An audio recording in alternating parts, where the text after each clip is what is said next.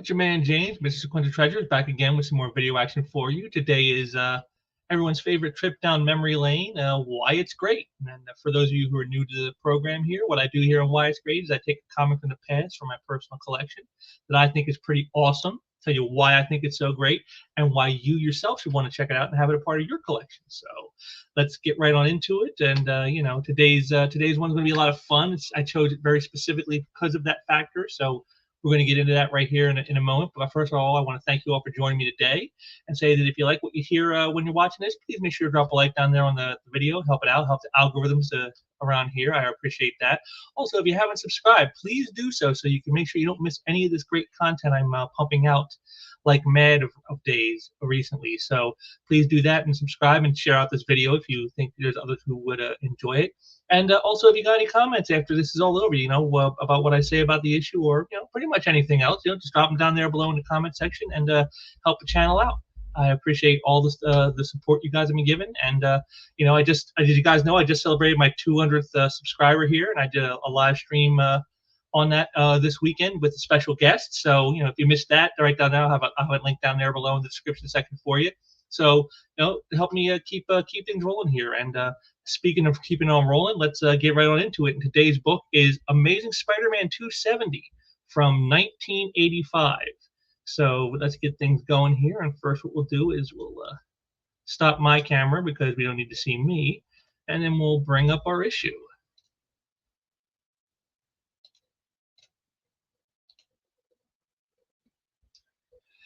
And there we have it, Amazing Spider-Man number 270. Now this is a fun one because it's Spider-Man basically fighting somebody who he really has no business being able to beat. He faces a Fire Lord, as you can see right here on the cover. You got Cap in the background screaming at him, you can't beat Fire Lord, and you want to bet. And so this is actually part 2 of a 2-part story, but the way it was done in the issue is they pretty much recap the first part without you having to have read it. And you just go straight into this issue, so that's what I'm going to do here. But I just want to say, check out that awesome cover here by the great Ron Frenz, who was pretty much one of the premier Spider-Man artists until of the '80s, until Todd McFarlane came along and kind of dethroned him on that. But I've always loved Frenz' work, and aside from McFarlane, he probably is one of my favorite Spider-Man artists. Is Ron Frenz. I just love his design, and then I just love the image here, just a Spider-Man just like totally going off, with the Avengers in the background, looking kind of shocked and surprised, and just a beautiful, beautiful image. Again, this is just classic comics, folks, classic superheroes. This is what you want to see. Again, like I always said, great covers, make you want to pick up a book, and seeing an image like this, Spider-Man just going full throttle on somebody, definitely is a kind of image that gets you want to check out a book. So let's head on into the issue. And you can see here we start with this incredible splash page of Fire Lord ascending from out of the Hudson River there. Oh, the East River it is, and you can see here it's a beautiful image, and you can see right here with our creators Tom DeFalco, Ron Frenz, and inks finished art by Bob McLeod. Now I've always thought that Brett Breeding was the best inker for Ron Frenz in his career. Of all the stuff I've seen Frenz do, I always thought Breeding was his best inker, but I just say McLeod did very admirably in this, and you'll see some of that in here. I'll point it out as we go along, but just a great shot to start off the issue, of the challenge that Spider-Man will be facing, a former Herald of Galactus. And as we see here, we get that recap as Firelord heads out looking for our favorite web slinger. While on an aimless trip across the cosmos, he had spied a familiar planet, Earth, a world filled with delights and pleasures unlike any others in the universe. But when Firelord chose to partake of those delights, he was attacked, suddenly and without explanation, by men who had mistaken him for an Earth-born mutant and clearly sought his death. Firelord struck back.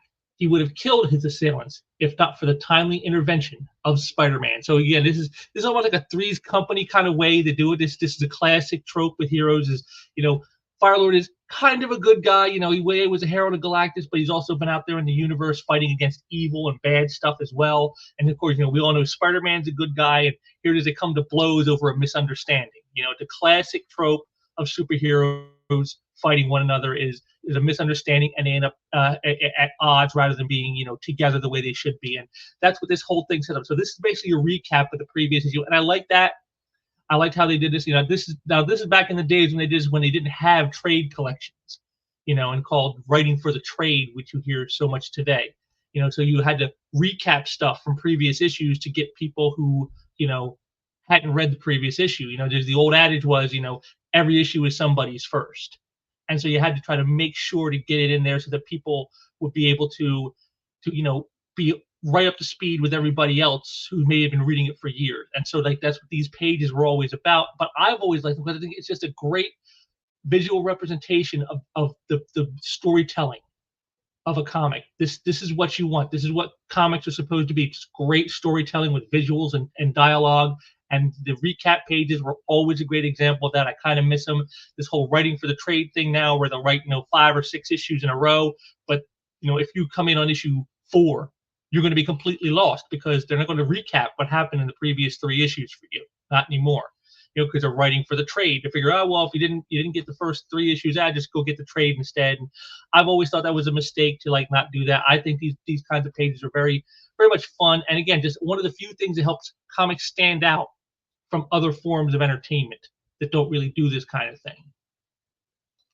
But as we see here, Firelord is, heading off. He kind of basically just tells you, nothing less than the death of Spider-Man, the one called Spider-Man, can satisfy my hunger for vengeance. So he's out for vengeance because Spider-Man has sort of wounded his pride, as it were, because he slapped him around a bit, trying to stop him from flash frying a bunch of people, and then mocking him and stuff with his classic spider wit. And he takes great offense to this because I've always said that Firelord is sort of the Namor of the cosmos, whereas Namor has got that arrogance and that pride because he's a monarch.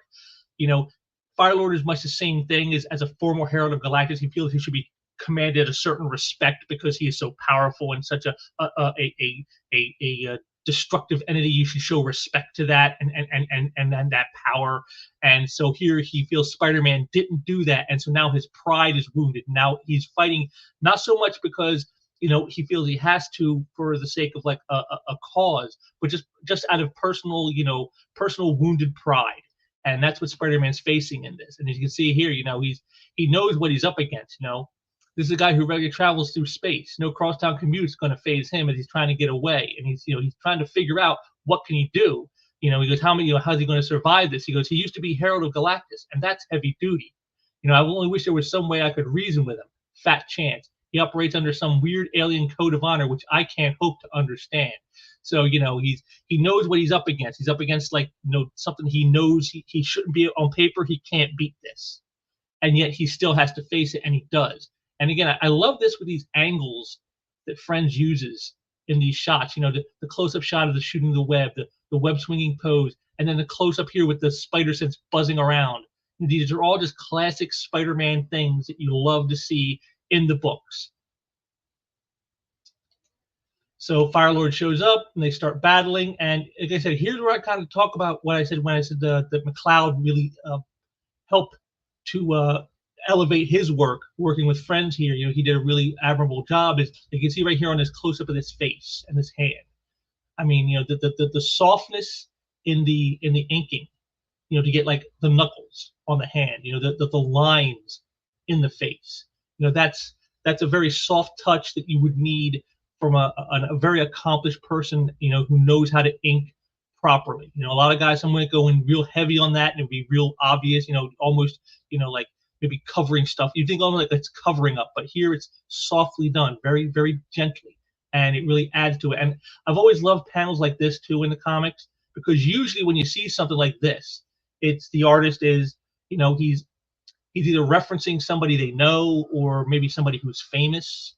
It's like this face here. This could be like the face of an editor that Ron Friends has worked for, and so he drew him into the book as just a person walking down the street. That's always, again, another fun thing to comics that you don't really see in other types of entertainments, is where you can kind of bring people in, real life people, into it and just make them a part of it in a way that you couldn't in anything else like that. So here's Spider-Man trying to trying to figure out how to take this guy down, and not end up flash fried as a result. He goes, I can't keep dodging his attacks without endangering people on the street. So even as he's, trying to save his own life, he knows he can't just do anything because it puts others at danger. And so, he's like, I've got to lure him indoors. He might be more vulnerable if he has less room to maneuver in. But then of course, ever the pessimist, the Peter Parker pessimist. Yeah, an elephant might learn to fly if they could grow wings. So he knows, again, like I say, he knows just exactly what he's up against in this. So here's again just a little comedy for us. There's a guy there buying some insurance policy or something, and of course, he's talking about like how New York isn't anything like its reputation. Of course, there's Spider-Man to show that no, actually, it is worthy of its reputation. Firelord comes in, and just the shocked looks, of course, and this is just like that classic little moment of comedy before the action. Again, just another fun thing. DeFalco always had a really great way of injecting this stuff in his Spider-Man stories, where he knew how to balance the comedy to give you a little bit of levity, a little comedy relief in between all the seriousness of the dangers and the action. And again, here's more of McCloud with that close up here, that woman again. See, like I said, you almost believe like this is somebody that Ron Friends knows. He knows this person, so he drew her in. And the whole time, Spider-Man is fighting, he's just talking all the smack. He goes, "Sheesh, I wish these people would stop gawking and head for the exits." Just talking all this nonsense.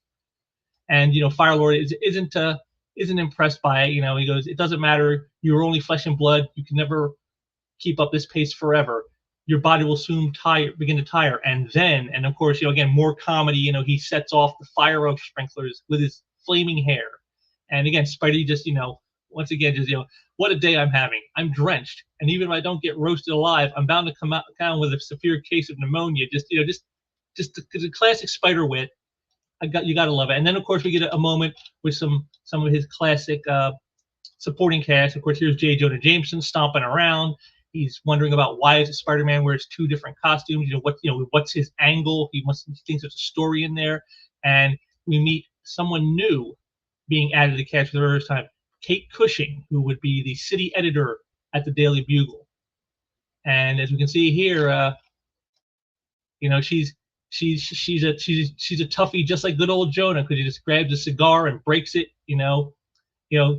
The pleasure is mine, Mr. Jameson. However, if we're to work together, I must ask a personal favor of you. Please refrain from smoking these disgusting things in my presence. They make me ill.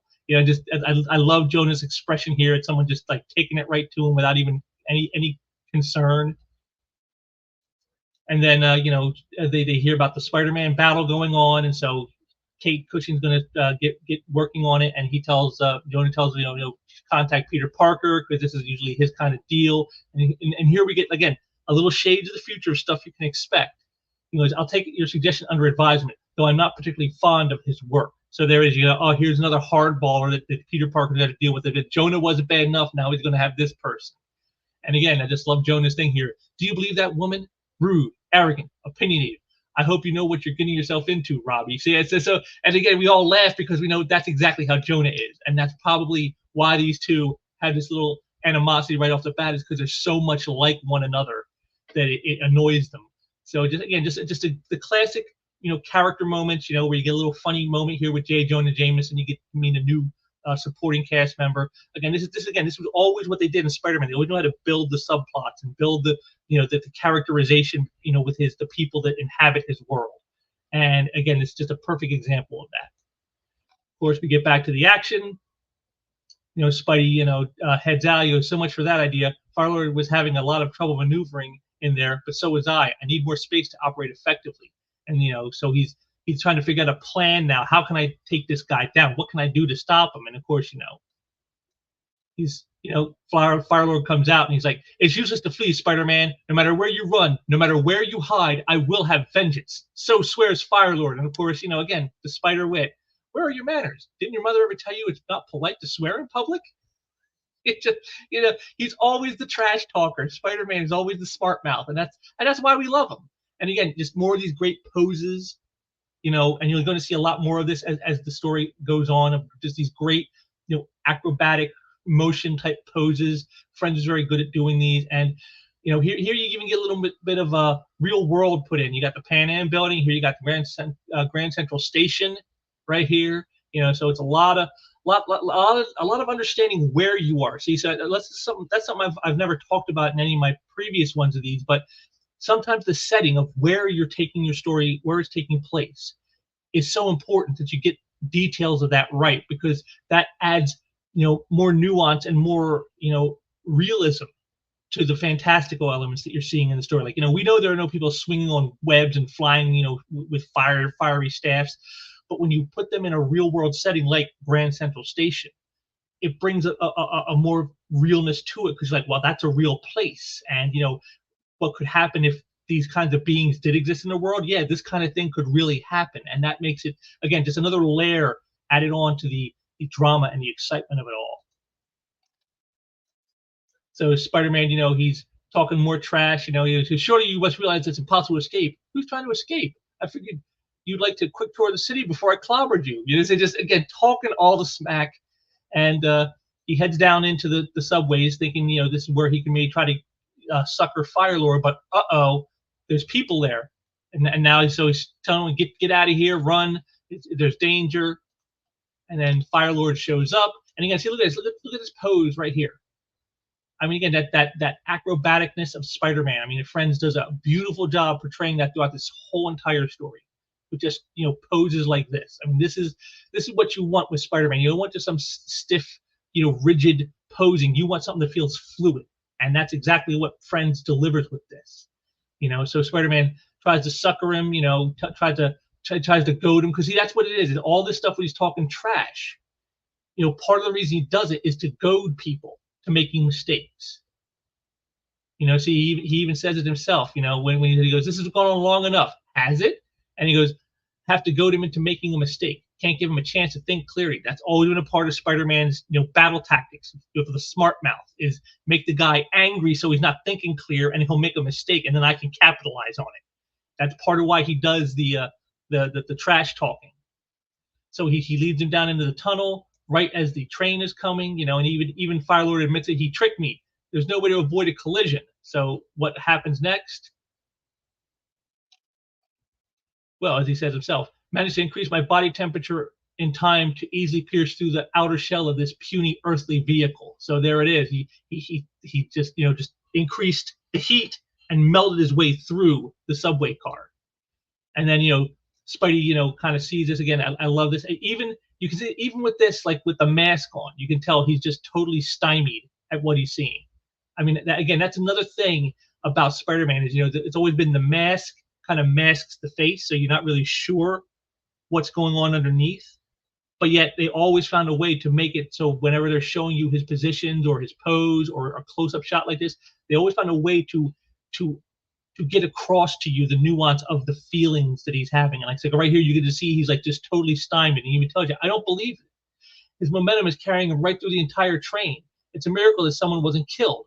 What's wrong with me? I should have known better than to try a crazy stunt like that. I'd never forgive myself if someone was accidentally hurt because of me. And then maybe it's all hopeless. Maybe I should just give up. He's like, no, I won't do that. He goes, I just got to lead him somewhere where there's no one else around, so I had to have room to maneuver, and that way I don't have to worry about endangering innocent people. So he hops on a train to head out further, and then so we take another sidestep here. And of course, as you would think, you're in New York City, so where are all the other heroes? I mean, the Fantastic Four is here, and the X-Men are upstate, and you got Power Man, Iron Fist, and Daredevil, and all these heroes in the city. And the Avengers, of course. So where are all the heroes while all this stuff is going on? You're in a shared universe, and this is where we get that. The Avengers, we head over to their mansion, and they're having some troubles with their national security advisor. When the wire comes into them, there's a code red emergency. Firelord is on a rampage. So now the Avengers know. But are they going to get there in time? Are they going to get involved? Are they going to be able to stop this? Or is there any way to save the city? We don't know. So Firelord comes up out of the subways, saying he lost him in the tunnels, but that he knows he'll emerge eventually, and he's going to be ready for him as he streaks through the heavens. And then Spidey comes out. Again, the old Parker look. Swell. I would hitch a ride on a train that switches to an elevated track. I'm much too vulnerable out here. It's only a matter of time before Firelord spots me. You see, so even here, he just can't catch a break. Ever the hard luck hero, That is Spider-Man doing the key. But even Fire-Lord, like I said, as you said, he's not a bad guy himself. He's not a villain because he even does this here. A single Nova Blast would obliterate Spider-Man and the rest of the city as well, but there would be no honor in such a victory. I must crush my foe in personal combat. So he could just, fire a Nova Burst and destroy everything, and that would get Spider-Man, of course. But he feels that there's no honor in that. That would make him seem like, like a bully almost. Here, he feels this is a personal slight from Spider-Man to him. So the battle must also be on those terms, and that's the way a hero kind of thinks. It's like a kind of honor, and that's not something you would see if it was a villain. A villain might just say, just trash it all, and as long as I get the guy I wanted, that's all that matters. But that isn't Firelord.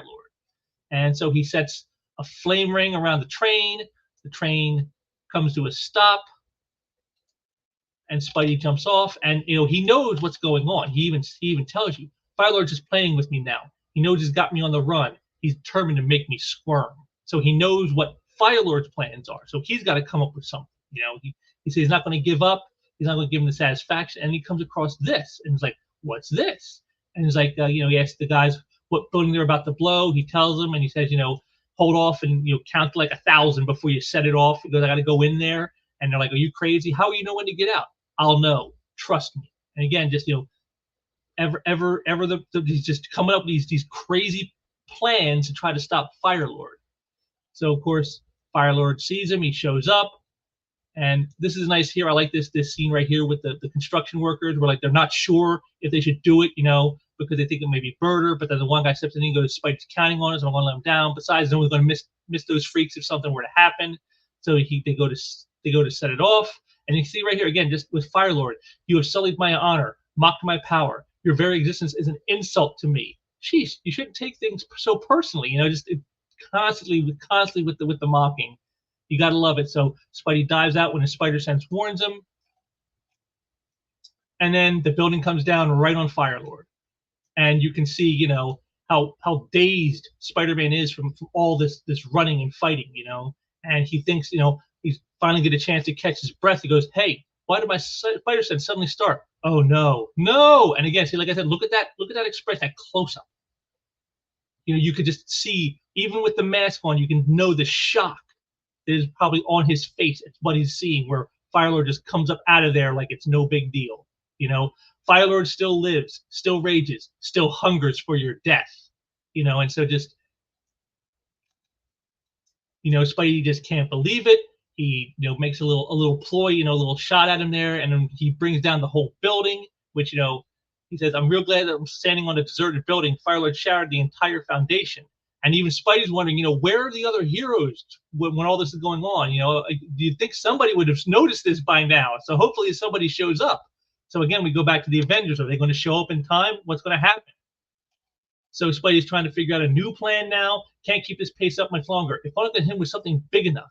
Hey, a gas station. Well, gas and fire. We all know what happens there. And again, I like this angle too, right here, this shot where he comes swinging down, but to see it from the backside rather than from like the perspective of the ground up. It's from behind Spider-Man down, and I just like that angle that Friends chose to show this image. And again, you can see with the weight, the split of the legs, the folding of the arm across the chest. It's got that whole acrobatic thing to it, which is so important when you're doing a Spider-Man story. So Spidey sets him up again. I've got to present Firelord with a target that's just too good to resist. And so he goes to fire, and he goes, "Can't move in the last possible instant." But then he goes, "Oh no, the station attendant will never clear the blast in time." So he jumps in to try to save the guy right at the last possible second before Firelord hits the gas tanks. And, well,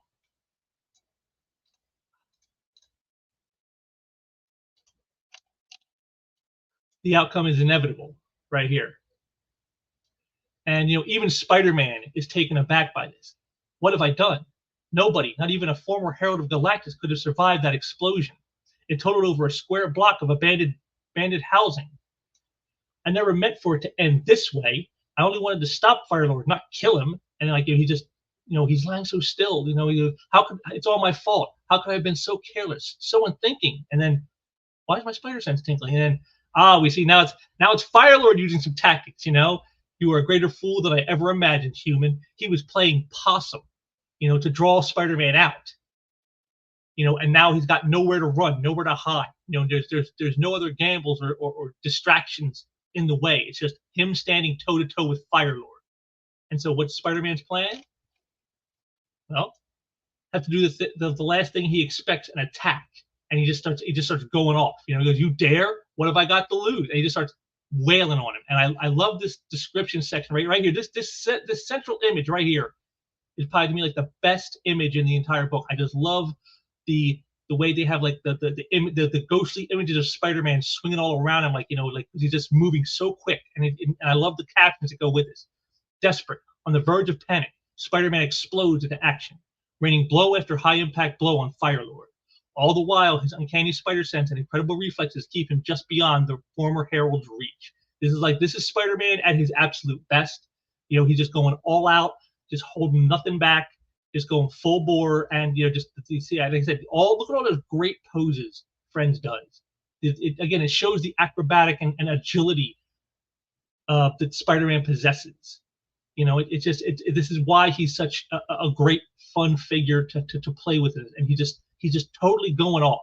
Just bam, bam, bam, bam, bam. Just it's almost like kind of like the Flash hitting you at super speed. Just everywhere you go, you just punches everywhere. That's what this is trying to show. He's just hitting them everywhere, just all at once. Boom, boom, boom, boom, boom, boom, boom, boom, boom. No breaks, no respite. And I love this down here with as we slowly get closer and closer to Spider-Man, just close up, of him just gets closer and closer. He goes, "You may be bigger and far more powerful, but that's just not good enough, mister. You'll never stop me, no matter how strong you are. I'm just too stubborn to know when to quit. I'll keep coming back, keep fighting until I find a way to beat you, to win." I just love the close-up as he gets closer and closer. It just beautifully paced. It's exactly what you want. Even without seeing the blows raining down, just basically you just see, the sound effects basically. You don't really see Firelord in this, and yet it's just the intensity of the moment, and that close-up that they grow closer and closer on Spider-Man just shows you how intense this moment is. And then, of course, it ends. And, the Avengers are finally here. Boy, it's about time. What kept you guys? And Spidey just kind of reads him a little bit of riot act here in this scene here where you see Firelord is just totally done now. And he goes, "Don't you know what I've been through today? This cosmic flamethrower chased me all the way from Queens. He used to be the Herald of Galactus. Galactus, for Pete's sake. He could have killed me."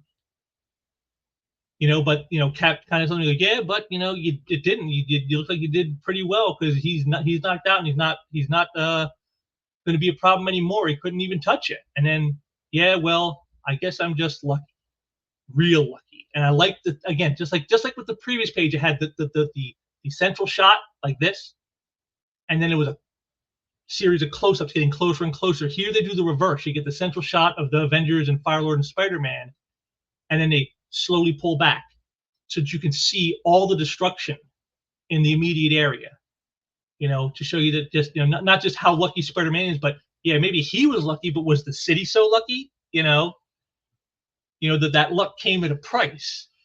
And, I just love the way it ends like this with that slow pan out to the destruction that's been rained across the city and in the wake of the battle, all over a misunderstanding, all because he came to Earth and didn't understand the culture and reacted in ways that set off normal people thinking he was a mutant, and so they went to attack him. And then when he went to try to destroy them, Spider-Man steps in to stop him from killing, basically innocent people, more or less. I mean, they were wrong to attack Firelord, but they were never a threat to him, and he knew that.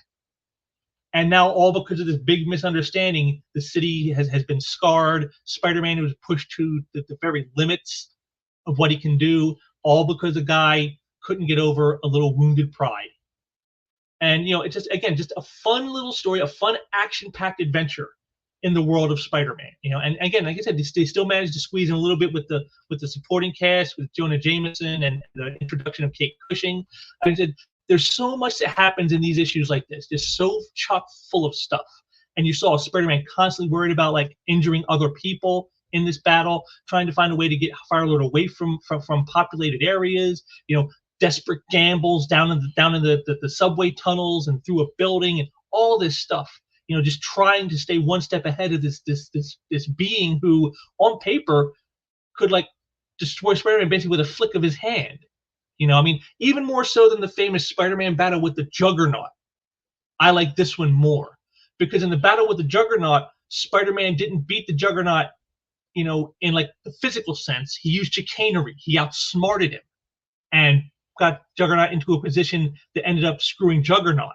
Juggernaut's kind of screwed himself because he was more paying attention to crushing Spider-Man than he was to what Spider-Man was leading him into. And here it wasn't like that. Here, Spider-Man, you saw at the end, he was out there in the open. He had nowhere to go. There was no gambles left to play. It was just toe to toe against Firelord, and it was just pure power. And here it is. He took him down, even though on paper he never should have. It kind of reminded me a bit of the classic Spider-Man number 33, the famous co-issue where he lifts the weight that supposedly it's too much for him. He can't lift it. It's just too much for even his power, and yet he does it.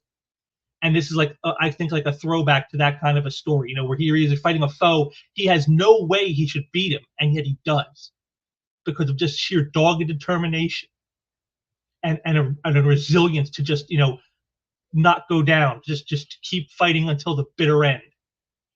And that's like a mantra for life in a way. We always get thrown curveballs, things we don't expect. Sometimes things we can't even think we could handle, and yet we have to handle them, and we have to get through it. And that's what happens here in this story. And I think it's just so perfectly told.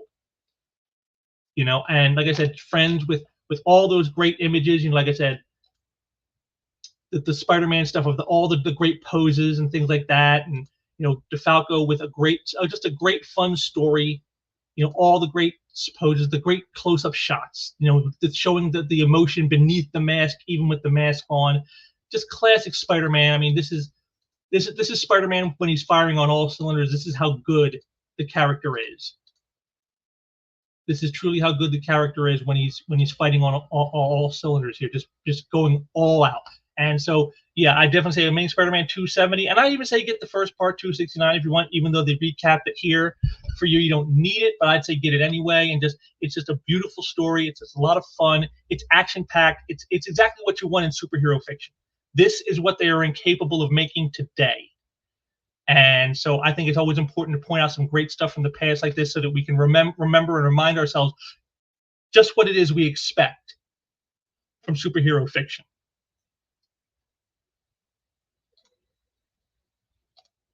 And there you have it, Amazing Spider-Man number 270 from 1985, a classic Ron Frenz, Tom DeFalco joint. And again, I can't think of anything negative really to say about it. It's classic comics, it's classic superheroes, it's classic Spider-Man. If you're a fan of the character at all, this is the kind of book that you want. This is what you want to read month in and month out. And for back there in the 80s, that's exactly what they were providing you. So definitely go and check it out if you haven't already. Amazing Spider-Man 270, just some classic Spider-Man action of him fighting the unbeatable foe and showing his dogged determination in the face of what should be an unrelenting power.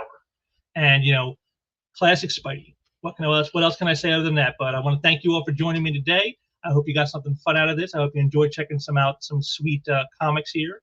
And I will be back again with some more stuff. I have a what's in the box coming. Like I said, I'm expecting a package in the next few days, so I'll probably have another one of those for you. And I definitely want to get at least one more Why It's Great out this month, so that will come before the end of the month as well. After that, sky's the limit. But like I said, please do make sure check the links down below there and check out the live stream I did this past weekend with a special guest. My very first time having a guest on this channel. And check out the little celebratory live stream where I celebrated 200 subscribers. It's been a long time coming. I'm finally glad to make that mark. And onward and upward, right, folks? That's what they say, right? That's in the immortal words of Stan Lee, right? That's kind of like what Stan would have said. So that's what I say. It's onward and upward. Let's get it going. And I thank you all for joining me today. And I will be back for more stuff for you soon. And until next time, take care.